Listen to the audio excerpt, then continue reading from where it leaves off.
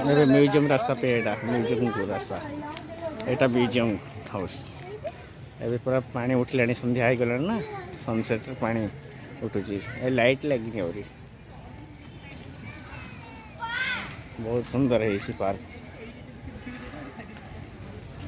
ଏପଟେ lawn area ନା, ଏଠି ବସିବାକୁ ଏଲାଉ ନାହିଁ।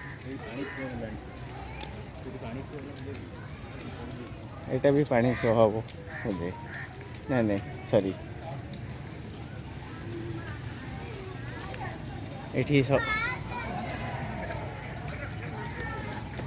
এই ସବୁ ମହାପୁରୁଷମାନଙ୍କର ପ୍ରତିମୂର୍ତ୍ତି। ସୁଭାଷ ଚନ୍ଦ୍ର ବୋଷ, ଏସବୁ ସମସ୍ତଙ୍କର ପ୍ରତିମୂର୍ତ୍ତି ଅଛି ଏଠି।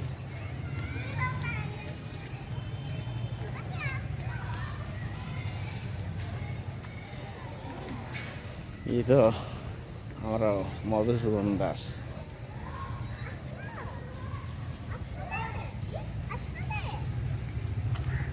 ହଁ ଯିବା ଧନ।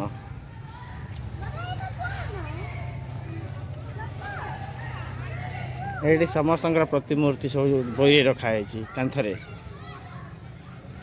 ହଉ କିଏ ଏଇଟା କାହାର ପ୍ରତିମୂର୍ତ୍ତି କହିଲ?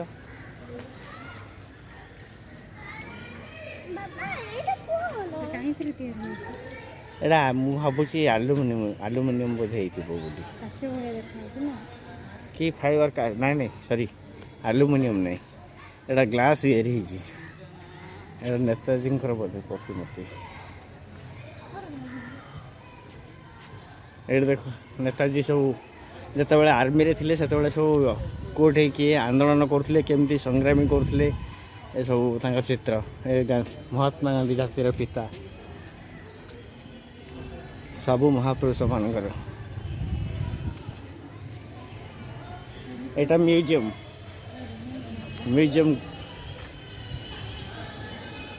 ମ୍ୟୁଜିୟମକୁ ବର୍ତ୍ତମାନ ଏଣ୍ଟ୍ରି କଲେ ତାଙ୍କ ମମି ଆଉ ଗୁଡଲି। ଏଣ୍ଟ୍ରି ପ୍ରବେଶ ଏଇଟା, ଆଉ ଗୋଟେ ପଟେ ଏକ୍ଜିଟ୍ ଥିବ।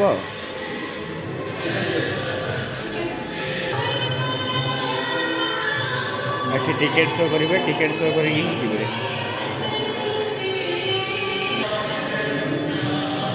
ବାସ୍ ବର୍ତ୍ତମାନ ଏଠି ସ୍କାନିଂ ହେଉନାହିଁ। वाह शानदार, मस्त ଦେଖାଯାଉଛି।